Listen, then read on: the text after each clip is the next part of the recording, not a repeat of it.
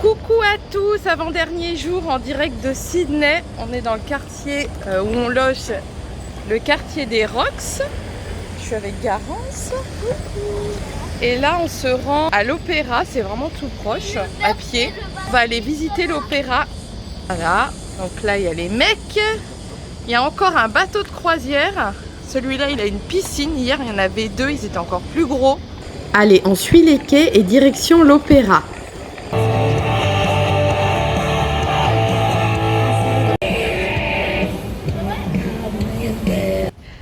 Donc on a eu la chance de faire une visite guidée en français de l'opéra. Je n'ai pas pu filmer l'intérieur des salles de spectacle car c'était interdit.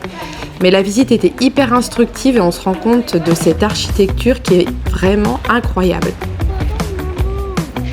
Ensuite on a pris un tramway pour nous rendre à Chinatown où on a pu acheter nos petits souvenirs. Alors Stéphane a acheté pour la première fois un bubble tea. Il va découvrir.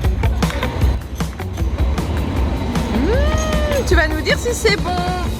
Surtout qu'on peut choisir de pas sucrer. C'est top. Et toi Clovis, c'est bon? Ouais. Et toi Garance?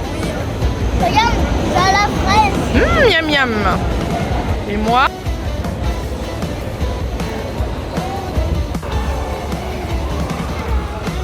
Nous poursuivons notre matinée avec balade en centre-ville. Ça court dans tous les sens, regardez, on n'est plus habitué.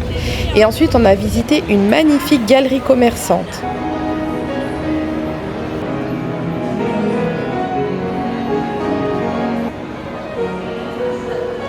Nous n'avons rien acheté, c'était essentiellement des boutiques de luxe, mais c'était chouette et très british. Nous retournons manger dans notre auberge de jeunesse, petite visite, donc là ce sont les espaces communs, c'est hyper convivial, ça parle dans toutes les langues, la cuisine avec les frigos partagés et nous voilà en pleine action. On est en pleine vaisselle. C'est normal. C'est la vaisselle. Nous poursuivons la journée et nous nous rendons à Bondi Beach en bus. C'est une plage à 10 km et 30 minutes de Sydney. Elle est hyper réputée et c'est vraiment une icône de la culture australienne. Voici la piscine la plus photographiée au monde, c'est la Bondi Iceberg Pool. C'est une piscine naturelle creusée direct dans la mer avec un bassin d'eau salée. Au-dessus, vous pouvez voir le mythique Bondi Iceberg Restaurant avec sa vue remarquable sur l'océan et sur la piscine tout en bas. On a pu voir aussi le Bondi Beach Graffiti Wall, donc c'est une fresque en street art trop chouette. Allez, place à la baignade maintenant.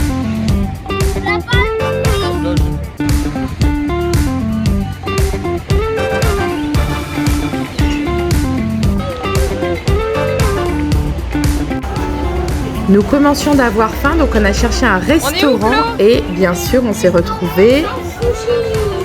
T'es content? Bon, tous les quatre, on est fans des sushis en vérité. Petit café en takeaway avant d'aller se balader dans Bondi. Nous avons fait ensuite de drôles de rencontres avec ce furet domestiqué que Clovis a pu caresser. Et puis ensuite un drôle d'énergumène avec des chaussures en forme de poisson. On était mort de rire. On termine notre après-midi par une chouette balade, The Coastal Walk, donc qui va de Bondi à Coogee.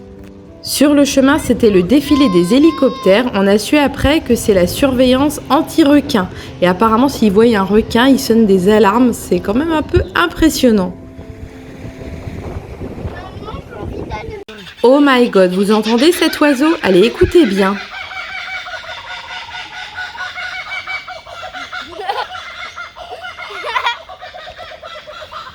Donc cet oiseau, c'est le kookaburra. On l'avait déjà entendu à Byron Bay, c'est vraiment marrant. On le voit pas, là il est au milieu des branches. Son cri ressemble au rire d'un homme. Allez, fin de la journée, on retrouve notre bus pour retourner à Sydney. De retour à Sydney, on tombe en pleine répétition pour la fête nationale australienne, The Australian Day, qui aura lieu le lendemain, donc le 26 janvier. On s'est régalé, on a pu assister à plein de festivités, répétitions de concerts et sons et lumières sur l'opéra. C'était vraiment magnifique avec une chouette ambiance.